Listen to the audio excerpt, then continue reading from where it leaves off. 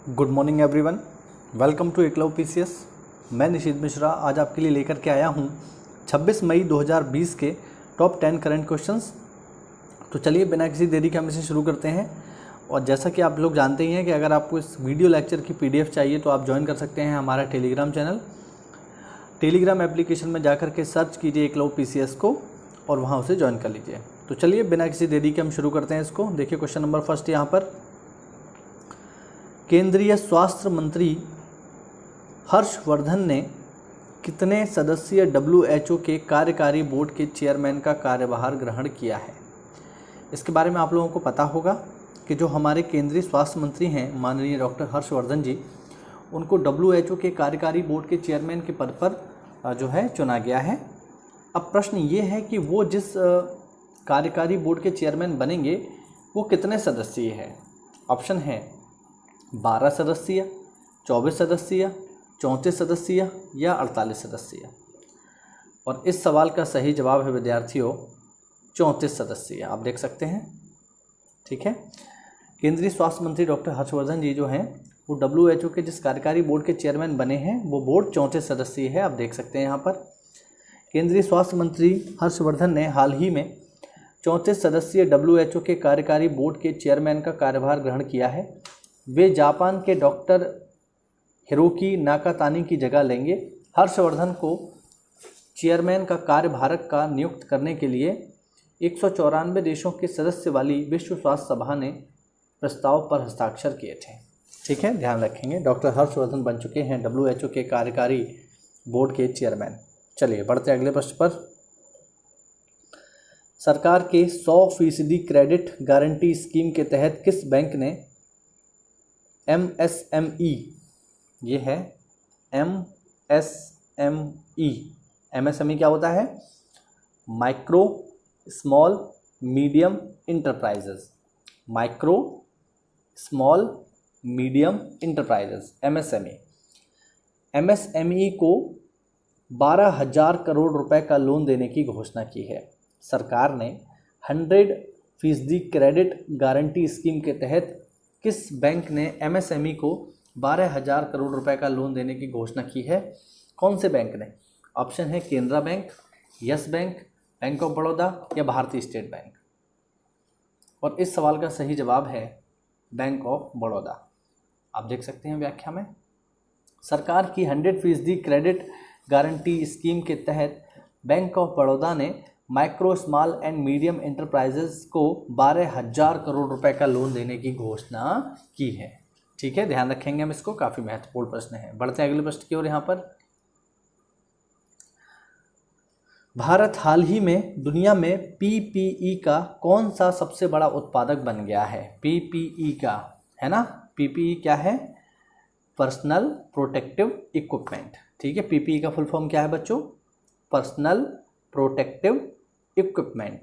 इसका इस्तेमाल करते हैं डॉक्टर, नर्सेज कोरोना रोगियों का इलाज करने के दौरान। तो हाल ही में भारत दुनिया में PPE का कौन सा सबसे बड़ा उत्पादक बन गया है? ऑप्शन है पहला, दूसरा, तीसरा या चौथा।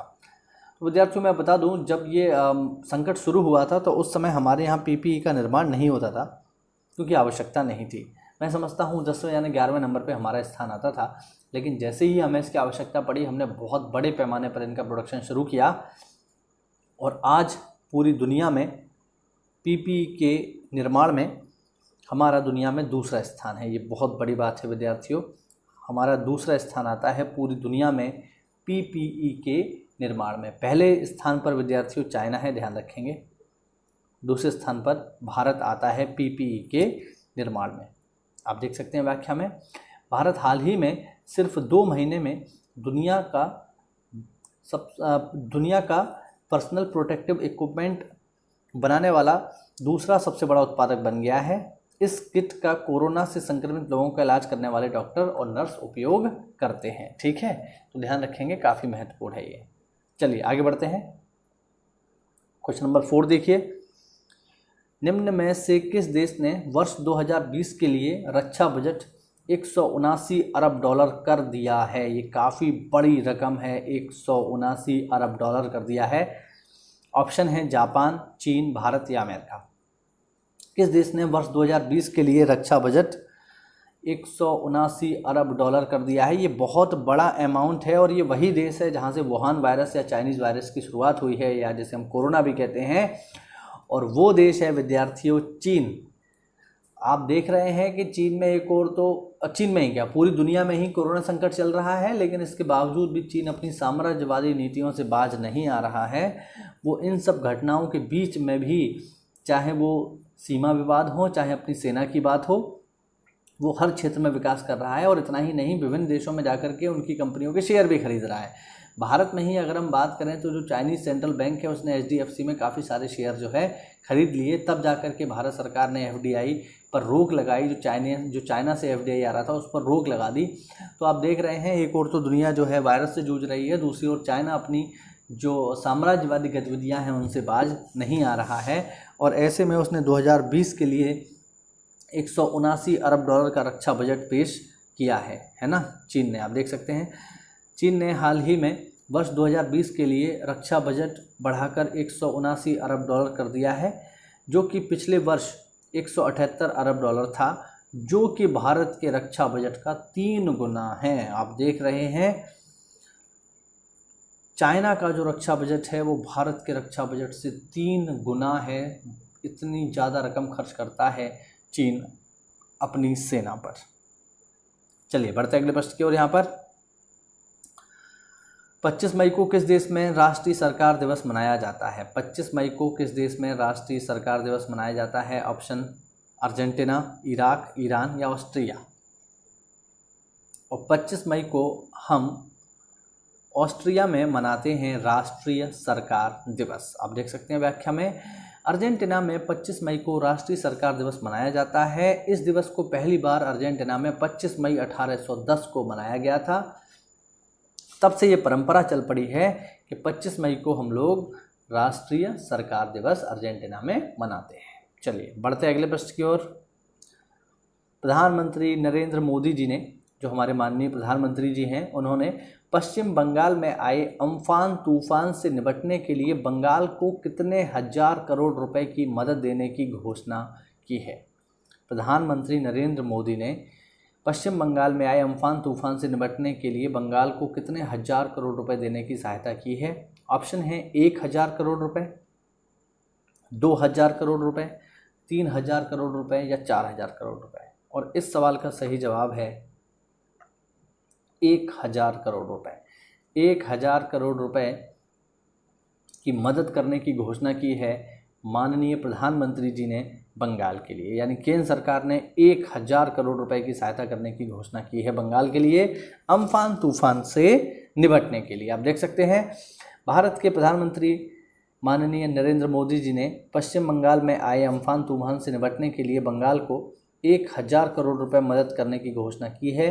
यह तूफान ओडिशा और पश्चिम बंगाल में भारी तबाही मचाने के बाद कमज़ोर हो गया है। ठीक है, तो काफ़ी महत्वपूर्ण है 1000 करोड़ रुपए की मदद और अम्फान तूफान भी। ये पेपर में बिल्कुल पूछ सकता है कि बताइए अम्फान तूफान से भारत के कौन से राज्य प्रभावित रहे?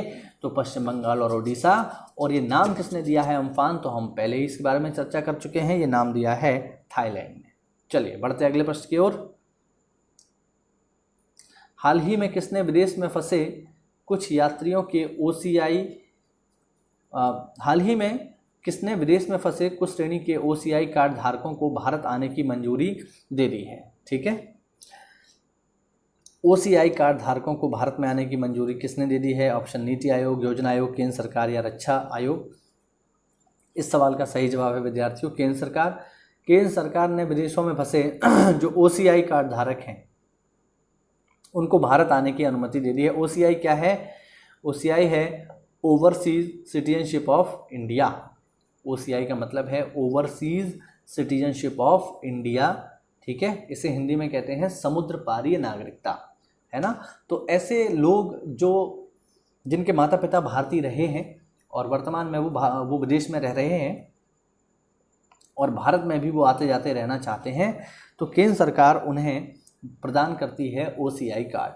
OCI कार्ड धारक जो व्यक्ति होता है विद्यार्थियों, वो भारत में कभी भी आ सकता है विदाउट वीज़ा। है ना। OCI कार्ड धारक व्यक्ति को भारत में आने के लिए वीज़ा लेने की आवश्यकता नहीं होती है और वह भारत में आकर आर्थिक लेन देन संबंधी कोई भी कार्य कर सकता है, यानी पैसे संबंधी कोई भी कार्य कर सकता है। और खेती से जुड़ी हुई जो ज़मीनें हैं उनको नहीं खरीद सकता, लेकिन हाँ शेष ज़मीनों का वह आदान प्रदान कर सकता है, खरीद बिक्री कर सकता है, यानी सभी प्रकार की आर्थिक गतिविधियां भारत में वो कर सकता है। लेकिन वोट देने का अधिकारी वह नहीं होता, सरकारी नौकरी लेने का अधिकारी नहीं होता, किसी संवैधानिक पद पर वो नहीं जा सकता, लेकिन भारत में जीवन भर निवास कर सकता है OCI कार्ड धारक व्यक्ति, ठीक है। और सभी प्रकार के आर्थिक लेन देन भी कर सकता है, किंतु उसे वोट देने का, सरकारी नौकरी लेने का इस प्रकार के अधिकार नहीं होते। तो ये होते हैं OCI कार्ड धारक, यानी ऐसे व्यक्ति जिनके पूर्वज जो है कभी ना कभी भारतीय रहे हैं और वे भारत के साथ संबंध रखना चाहते हैं, तो भारत सरकार उन्हें OCI कार्ड दे देती है। मैं आपको याद दिला दूं कि भारतीय संविधान के भाग 2 में अनुच्छेद 5 से लेकर 11 तक नागरिकता संबंधी प्रावधानों का जिक्र है। उसी के अंतर्गत नागरिकता कानून संशोधन 1955 के अंतर्गत ये अधिकार नागरिकों को दिए गए हैं, ठीक है। तो ध्यान रखेंगे इसको, काफ़ी महत्वपूर्ण है।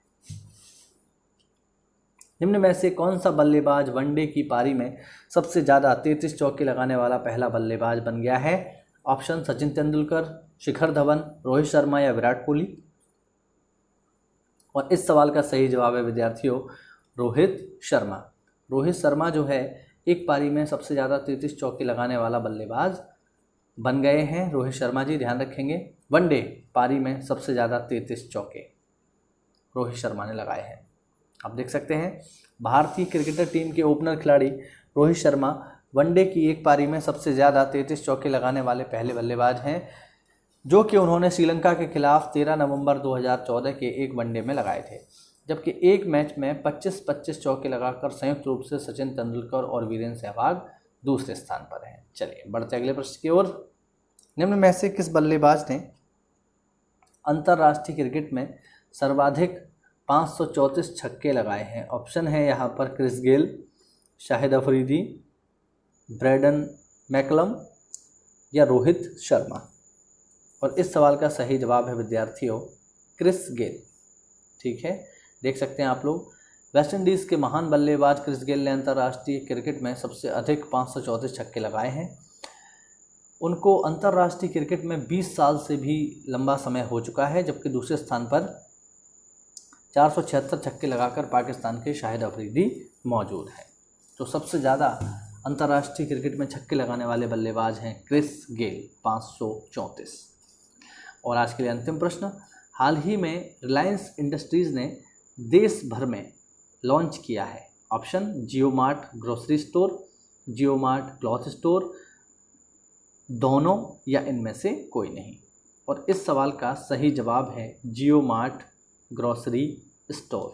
आप देख सकते हैं व्याख्या में, हाल ही में मुकेश अंबानी नियंत्रक रिलायंस इंडस्ट्रीज़ के द्वारा जियो मार्ट ग्रोसरी स्टोर लॉन्च किया गया है।